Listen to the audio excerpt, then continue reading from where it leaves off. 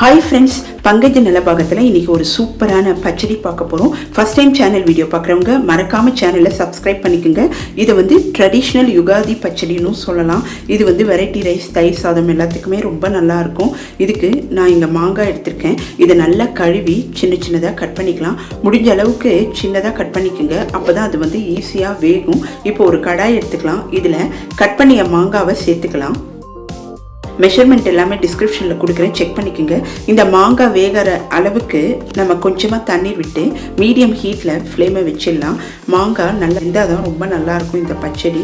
இப்போ மாங்காய் வெந்துட்டு இருக்கும்போதே நம்ம தேவையான அளவு உப்பு சேர்த்துக்கலாம், மஞ்சள் தூள் சேர்த்துக்கலாம், காரத்துக்கு ஏற்ற மாதிரி சிவப்பு மிளகாய் தூள் சேர்த்துக்கலாம். இப்போது ஓரளவுக்கு மாங்காய் வெந்துட்டுருக்கு. 5லேருந்து 6 நிமிஷத்தில் இந்த மாங்காய் ஈஸியாக வெந்துடும். இது தயிர் சாதம், இட்லி, தோசை, வெரைட்டி ரைஸ் எல்லாத்துக்குமே தொட்டுக்கலாம். இப்போ நம்ம வாசனைக்கு பெருங்காயத்தூள், வெல்லம் சேர்த்துருக்கோம். இந்த பச்சடி கொஞ்சம் இனிப்பாக, புளிப்பாக, காரமாக இருக்கும். ரொம்ப டேஸ்ட்டாக இருக்கும். இட்லி, தோசை, லஞ்ச் எல்லாத்துக்குமே நம்ம தொட்டுண்டு சாப்பிட்லாம். இது 2லேருந்து 3 நாள் வரைக்கும் ரொம்ப நல்லாயிருக்கும். ஃப்ரிட்ஜில் வச்சுக்கலாம். ரொம்ப ஈஸியான பச்சடி. நீங்கள் இதை ட்ரை பண்ணி பாருங்கள். பச்சடி தயாராகிடுச்சு. அடுப்பை ஆஃப் பண்ணிவிட்டு வாசனைக்கு கருவேப்பிலை சேர்த்துக்கலாம். கருவேப்பிலை வாசனையோடு இந்த மாங்காய் பச்சடி ரொம்பவே நல்லாயிருக்கும். நீங்கள் ட்ரை பண்ணி பாருங்கள். இப்போ நம்ம தாளிப்பு ஒன்று கொடுத்துடலாம். இதுக்கு நல்லெண்ணெயில் தாளிச்சிடலாம். கடுகு, உளுத்தம்பருப்பு, வெந்தயம், மிளகாய் வத்தல் தாளித்து கொட்டிடலாம். நமக்கு சூப்பரான மாங்காய் பச்சடி தயாராகிடுச்சு. இது யுகாதி அன்னைக்கு தான் பண்ணணும்னு இல்லை. நம்ம மாங்காய் கிடைக்கும் போது கூட இந்த பச்சடி செஞ்சுக்கலாம். ரொம்ப டேஸ்ட்டாக இருக்கும். இந்த வீடியோ பிடிச்சிருந்தால் லைக் பண்ணுங்கள். மறக்காமல் சேனலை சப்ஸ்கிரைப் பண்ணுங்கள். இந்த ரெசிபி பண்ணுறதுக்கு நமக்கு மாங்காய் தேவைப்படும். நான் இங்கே கிளிமுக்கு மாங்காய் தான் எடுத்திருக்கேன். இதை நல்லா கழுவிடலாம். கழுவிட்டு இது தோலெல்லாம் நீக்கிட்டு இதை நம்ம முடிஞ்ச அளவுக்கு சின்ன சின்னதாக கட் பண்ணிக்கலாம். அப்போ தான் ஈஸியாக வேகும். ஏதாவது சாப்பிடணும் போல் இருந்ததுன்னா நம்ம இந்த மாதிரி செஞ்சு சாப்பிட்லாம். ரொம்ப டேஸ்ட்டாக இருக்கும். கொஞ்சம் புளிப்பாக, இனிப்பாக, காரமாக இருக்கும். நீங்கள் ட்ரை பண்ணி பாருங்கள். இப்போ நம்ம கட் பண்ணிய மாங்காவை இந்த மாதிரி நான்ஸ்டிக் பேன், அப்படி இல்லைன்னா கெரேட்டே நான்ஸ்டிக் பேனில் சேர்த்துக்கலாம். முங்குற அளவுக்கு தண்ணீர் விட்டுக்கலாம். அதிகமாக தண்ணீர் சேர்த்தோன்னா மாங்காயில் இருக்கிற சத்துக்கள் எல்லாம் வேஸ்ட்டாக போயிடும். அதனால் தேவையான அளவுக்கு தண்ணீர் சேர்த்துட்டு இதை 2லேருந்து 3 நிமிஷம் நல்லா கொதிக்க விடலாம். முடிஞ்சால் இதை ஒரு மூடி போட்டு கூட நீங்கள் விட்டுடுங்க. 3 நிமிஷம் ஆகட்டும். இது நல்லா குழைவாக வேகணும். வெந்தால் தான் ரொம்ப நல்லா இருக்கும். அதனால் இதை 2லேருந்து 3 நிமிஷம் நல்லா குழைய வேக வச்சிடலாம். இப்போ இது நல்லா வெந்திருக்கு. தண்ணி எல்லாம் வற்றிருக்கு. அடுப்பை ஆஃப் பண்ணிவிட்டு ஒரு தட்டில் சேர்த்துக்கலாம். நல்லா ஆற விட்டுட்டு இதை மிக்சியில் நம்ம அரைக்க போகிறோம். இந்த டைமில் நான் ஃபுட் கலர் கொஞ்சமாக சேர்த்துக்கிறேன். இது ஆப்ஷனல் தான். இப்போ நல்லா ஃபுட் கலர் சேர்த்துட்டு நல்லா மிக்ஸ் பண்ணிடலாம். பார்க்குறதுக்கு நல்லா இருக்கும். இதை ஒரு தட்டில் ஆற வச்சிடலாம். கொஞ்சமாக உப்பு, மிளகாய்த்தூள் சேர்த்துக்கிறேன். உங்களுக்கு எந்த அளவுக்கு காரம் வேணுமோ அந்த அளவுக்கு சேர்த்துங்க. காரம் லைட்டாக இருந்தால் தான் ரொம்ப நல்லாயிருக்கும். இப்போ நல்லா மிக்ஸ் பண்ணிவிட்டு ஒரு மிக்ஸி ஜார் எடுத்துக்கலாம். இதில் நான் வெல்லம் சேர்த்துருக்கேன். உங்களுக்கு சர்க்கரை விருப்பம் இருந்தால் சர்க்கரை சேர்த்துக்குங்க. இப்போ நம்ம 1/4 கப்பு வெல்லம், இந்த மாங்காய் விழுதை சேர்த்து நல்லா அரைச்சிடலாம். இதே பேன்லேயே திருப்பியும் சேர்த்துட்டு அடுப்பை பற்ற வச்சுக்கலாம். இதில் 3லேருந்து 4 நிமிஷம் நல்லா மிக்ஸ் பண்ணிகிட்டே இருக்கலாம். இப்போ நம்ம வெல்லம் சேர்த்ததுனால கொஞ்சம் தண்ணி விட்ட மாதிரி ஆயிருக்கும். இந்த டைமில் இது நல்லா கெட்டிப்படணும். அதனால் நம்ம கைவிடாமல் இலக்கிட்டே இருக்கலாம்.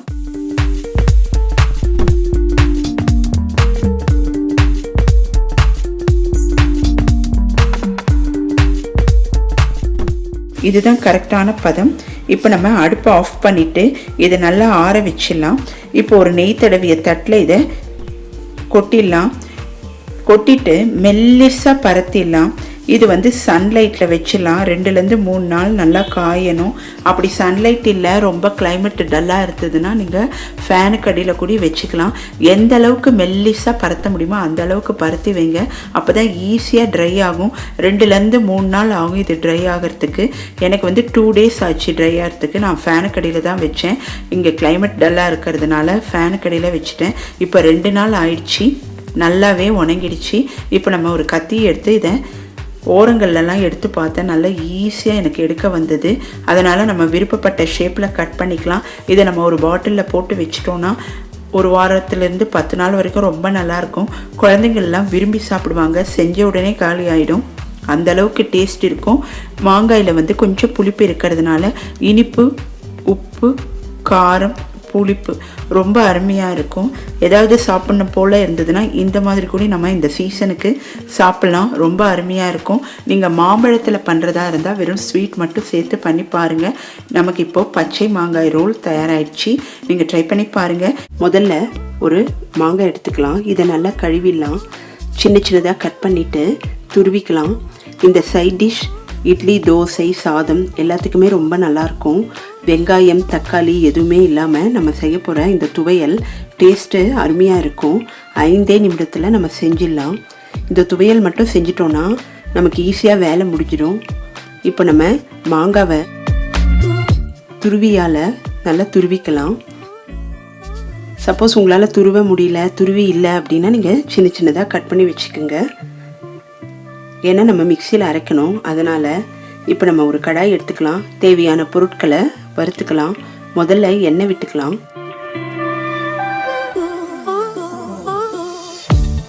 இப்போ நான் காரத்திற்கு பச்சை மிளகாய் எடுத்திருக்கேன். உங்களுக்கு காரம் இன்னும் வேணும்னா கூடியும் நீங்கள் ஒரு மிளகாய் ஆட் பண்ணிக்கலாம். இப்போ நம்ம கட்டி பெருங்காயம் சேர்த்துக்கலாம். அடுப்பை சிம்மில் வச்சிடலாம். உளுத்தம்பருப்பை எடுத்துக்கலாம்.